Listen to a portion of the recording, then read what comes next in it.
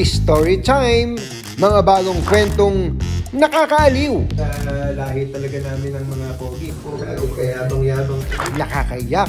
Hindi naman masyadong uso kwarto nun eh. Nakaka-inspire. Basta pag hindi na binintinda mo, baliktad mo, pero wag kang susuko. Wag kang susuko kagad. Nakakabilib. I did some commercials na po rin dito sa Korea. Woo! Ano kayo? Kahit pa, nakakakilig. Tama na kwentuhan. Umimakap ka na sa akin. Ibibida natin yan. Tuwing Sabado, dito lang sa Kwento Nying.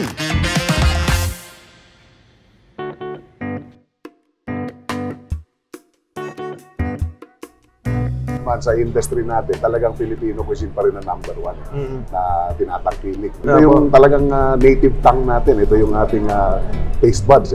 Yung food natin kasi is tatak Pinoy talaga siya. Cook it with love. Pina-feel natin sa kanila na pag sinerva natin sila ng food, parang nasa bahay, gano'n.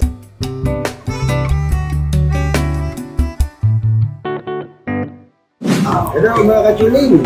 Ang dami natin ngayon ng mga Pilipino na loko-loko sa K-drama, K-pop, kaya naman nauubali din tayo sa mga pagkain ng Korean. Yung mga samgyup at kung ano-ano pa. Tapos hindi lang yun, yung Japanese, yung ramen, Chinese, basta puro dayuhan ang kakaabalahan natin, yung nagugustuhan natin. Eh ba't kaya? Nakalimutan na ba natin yung sariling atin? Dito lang sa Katong Nyings yung mga Filipino breakfast namin. Ang laban! Siyempre mga dayuhan na yan. Konti yabang. Subukan natin. Tikman natin. Saka medyo magtulong-tulong tayo. Love local, love Pinoy. Hindi po natin maikakaila tayo mga Pilipino. Napakahilig nating magluto at siyempre kumain. Ang kagandahan kasi sa atin, yung bang pagkakumakain, sama-sama yung pamilya, buong pamilya, yun ang nagpapasarap. Alam niyo sa amin sa Nueva Ecija, ang isa sa paborito, kumbaga ipinagmamalaki namin na almusal, yung longganisa. Ang paborito namin dun yung ricado at saka batutay. Magpaturo tayo sa isang matindi. Ang henyo pagdating sa kusina dito sa Katong Nyings, si Chef John Ray. Chef, kumusta naman? Alam tayong palakpakan dyan. Hindi. Ayun, si Chef, bata pa ako, idol ko na to. Hindi, biro lang. Chef, ilang taong ka na ba dito sa Katong Nyings? 7 years po. 7 years na ba? Simula po nung nag-umpisa yes, tayo? Yes. Hindi pa nga tayo nag-umpisa, nasa Nueva Ecija po. Yes. Parang nakatabi yata kita sa higaan dun eh. Nakitubog sa amin to. Pero bakit ka ba napahilig sa pagluluto? Sa father ko po. Bali, yung father and mother ko po, mahilig po sila magluto. So parang dun po ako natutong magluto. Nakahiligan ko na rin po after mag-aral. Ayan, ayos. Itong iluluto na. Sasabihin siguro ng mga nanonood sa atin, mga katsuni. Napakadali namang magluto niyang longganisa, saka ng batutay, saka alin ba ang ricado rito? Bali sir, ito po yung ricado po, then ito po yung longganisa batutay. Itong ricado, garlic. Yes po, garlic. Then ito po is sweet and beef po. Ito po ay pork. Teka muna, ito ba inaangkat pa natin sa Kabanatuan? Yes po, pero ang gumagawa din po nito ay from din po, family din po natin. Yes po. Sa Katong Nyings din. Yun Yes ang po. matindi. Hindi, yung tanong ko kanina, madali lang namang lutuin, ba't man ituturo pa natin sa kanila? Ano, may mga sikreto bang paraan ng pagluluto ng longganisa? Iba-iba po kasi yung way natin ng pagluluto. Pero dito po sa Katong Nyings, yung way po natin is papakuluan po natin siya.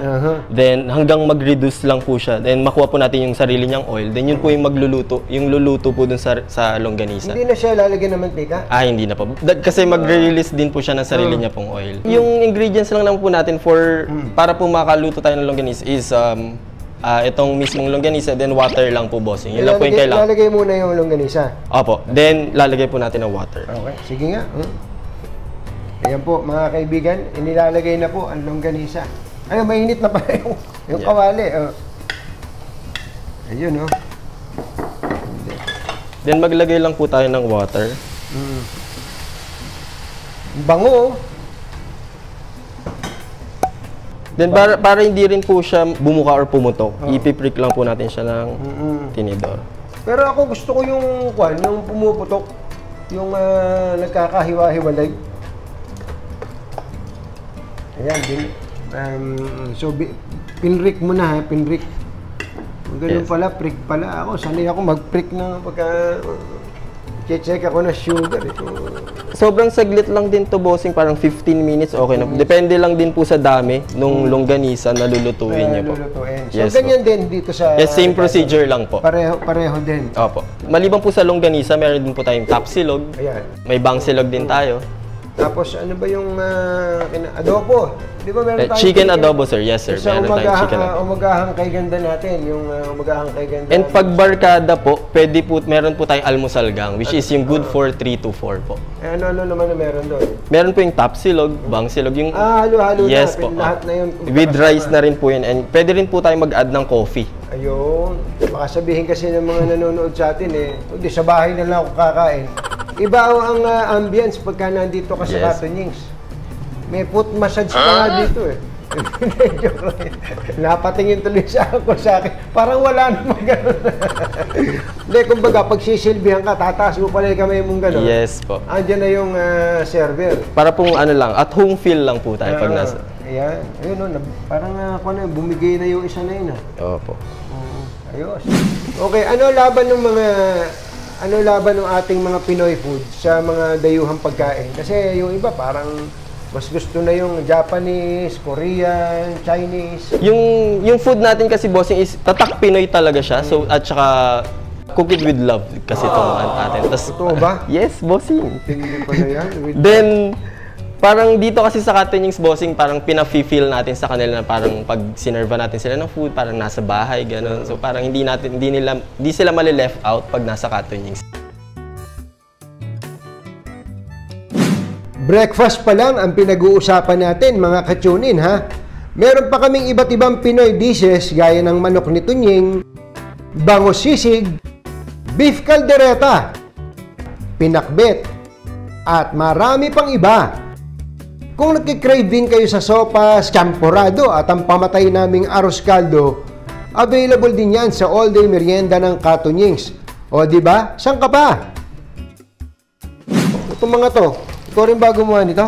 Meron po tayong mga baker po na gumagawa po ng mga tinapay natin. Ito po ay Spanish bread, bossing. Ang tindi itong Spanish bread pagka ito, kung binibilang lang natin yung number of pieces na pinoproduce natin araw-araw, halimbawa noong isang taon, 2022, tapos kung gaano karaming tao nakakain ito, baka magulat kayo. Konting yabang. Yun! Ayan. Ganun din naman to. Ito, pinagmamayabang to ni Secretary Art Tugade na na-discover daw niya yung turmeric. Yes po. Meron kami turmeric pandesal. Oh, mabuti to sa mga sakit-sakit. Ano to? Pandikaw ka po, bossing. Pandikaw ka. Ano kaibahan ng pandikoko natin? Ang kaibahan ng pandikoko natin, totoong nyug po yung aming inilalagay na feeling dito. Hindi naman sa sinisiraan natin yung iba, pero parang gano'n na nga. Yung iba kasi, una, kakapiraso na nga yung laman, o konti na nga laman, hindi pa totoong nyug. Nagkukunwa-kunwarian lang nyug yun. Tsaka tayo din po, bossing, mismo yung nagluto nung feeling po. Tayo nagturo. Ano naman ang feeling mo kung hindi ikaw nagluto ng feeling, di ba? Ayos. So, bossing, okay na po itong batutay natin. Yes po. Gaano ba ka-importante yung plating, Chef John Ray? Sobrang importante yung bossing kasi unang makikita ng guest po is yung plating natin kung... Presentation. Oh yes, kung appetizing po ba yung food natin or hindi kasi dun po mag-i-start ang lahat. Yan. Bali, bossing, naglagay po tayo ng rice. Ito yung adobo rice. Yes po, adobo rice po ito. Then, maglagay lang po tayo ng longganisa. Yun oh. Tingnan nyo naman, presentation pa lang busog ka na Ayos, kachunin! Luto na ang paborito nating longganisang batutay at ricado. Thank you, Chef John Ray. Kita mo naman, plating pa lang, panalo ka na. Wow! Yummy. At syempre, hindi kompleto yung batutay longganisa natin kung walang Katonying suka. Sarap! Mula sa breakfast, all-day merienda at masasarap na ulam ng Katonyings, ito naman ang isa pang world-class pagdating sa Pinoy favorites, at kapitbahay namin sa Tagaytay, ang Jerry's. Halos araw-araw nakikita natin kung saan man tayo magpunta ang pangalang Jerry's. Ano? Ngayon, finally, nakita ko ng personal. Sino ba itong Jerry's na to, Sir Jerry? Yes, sir. Magandang araw po sa inyo. Good afternoon. The Jerry Apolinario. Ano? Sir, salamat po sa inihain nyo para sa amin. Ako, salamat. Nandito kayo. Kayo ba nagluluto nito? Marunong ba kayo magluto? Oo, yan ang talagang linya ko. Ever since bata pa ako, talagang nagluluto. Kaya ako napunta sa restaurant industry because of yung cooking, bisyo ko magluto. Gano'ng katagal na ho itong Jerry's? 26 years. Anong history? Paano ba kagad to? May nakita ko sa Instagram, Jerry's Grill, Jerry's Restaurant. Tapos ngayon, nahinto na sa Jerry's. Ano ba nangyari? Kasi nagsimula tayo 26 years ago. Ang original plano was maging hangout ito na, after work, punta ka, tapos you'll have a few beers, tapos pulutan konti. Quickly, after 3 months, nag-evolve into a restaurant kasi nga masarap yung pagkain. So, dumami yung mga nagpupunta na para kumain lang at hindi naman talaga because of drinks, no? So, eventually, nag-focus kami sa restaurant, tapos yung grill nga, medyo dinaglag na namin yung pangalang grill kasi nagkakaroon ng connotation na pag grill, ihawan. Oo, tama. Katulad nitong wala nga tayong inihaw yung sisig na to. Hindi naman inihaw. Itong putok-batok na crispy pata. Crispy pata. At ito, kare-kare, ito yung inupakan ko kanina eh. Yan. At siyempre, meron kayong fried chicken. Tama lang, naalisin nyo na yung grill pala. Kasi nagkakaroon ng connotation na parang ihawan na ipupunta ka lang doon sa inihaw at mag-beer. Hindi naman halos yan nga, wala tayong inihaw, wala naman tayong beer din, di ba? So, it's really more a restaurant now. Kaya naging Jerry's na lang. Gano'ng kadami na ho ang Jerry's ngayon? Dito sa Pilipinas yata mga 100 something. Tapos abroad, meron tayo mga I think 15. 15. Middle East, US, Singapore. Ilan po ang company owned yun sa Pilipinas saka sa abroad? Ang kadamihan kasi kahit na we call it franchise pero kung tutusin kami rin yung part owner doon eh. Kasi pag meron kami local partners, antemano tinatawag namin na franchise. Pero kung tutusin, hindi naman full franchise yun. Partners din kami. So, percentage, hindi ko talaga tansyado eh. Kadamihan joint venture. Kayo po, bakit nag-stick kayo sa Filipino cuisine? Kasi naman sa industry natin, talagang Filipino cuisine pa rin ang number 1 na tinatangkilik, no? So, siyempre, susubo ko rin naman sa iba, pero babalik at babalik pa rin. Ito yung talagang native tongue natin. Ito yung ating taste buds pang Filipino food. Ano po yung ito, nakahain naman. Sa inyo naman galing, star player dito sa Jerry's? Halos lahat pantay-pantay. Of course, yung crispy pata, dyan tayo kilala sa sisig. Meron mga wala rito, yung inihaw na puset, na isa ring top seller natin, kare-kare. Lahat halos, equal halos ang galawan. Kaya nga, there's something for everyone. Yun ang maganda ron, di ba? Ano po ang profile ng market ninyo? Lahat talaga. From all ages at saka all income brackets nagpupunta dito. Yan naman ang pasalamat kami kasi wala kaming limitasyon na ganitong edad lang or kaya ganitong income bracket lang. Lahat pumupunta rito. Welcome naman kasi lahat talaga. Yun yung tema namin Pag nandito ka, pamilya ka. Pag nandito ka, asikaso ka. Bossing, maraming salamat. Naku, maraming salamat. Ako magpapasalamat. Thank you po. Ayos! Kita nyo naman mga ka-tune-in, kahit na naglipa na ang mga pagkaing dayuhan, iba pa rin ang panlasang makabayan na binabalik-balikan. Kaya naman balik muna tayo sa Katunyings para magkape at magpaalam.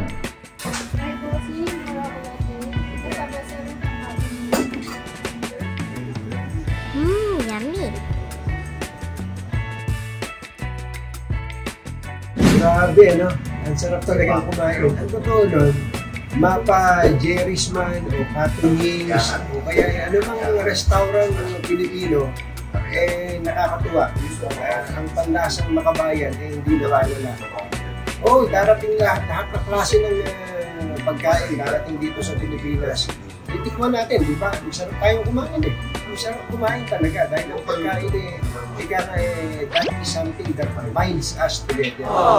Naalala ko tuloy yung mga kababayan natin na matagal nang nakatira sa ibang bansa. Ay nako, naalala kayo, pagkain Pilipino na yung mga balikbayan. Thank you mga balikbayan na kasama sa itinerary, itong Katon Wings. Babalitaan nila galing sa Amerika, galing sa Japan, galing sa Europa. Pagpunta dito sa Pilipinas, hinahanap nila ang Katon Wings. Thank you po sa inyo. At promise naman, hindi natin aalisin sa ating dito, at siyempre sa panlasa natin ang pagkain Pilipino. Maraming salamat sa pagsama niyo sa amin at sa susunod magkwentuhan ulit tayo. Ano ba ang gusto niyong i-feature natin? Mag-comment lang sa ating comment section. Don't forget, subscribe, like, and share this video. Bye! Happy weekend! Woo!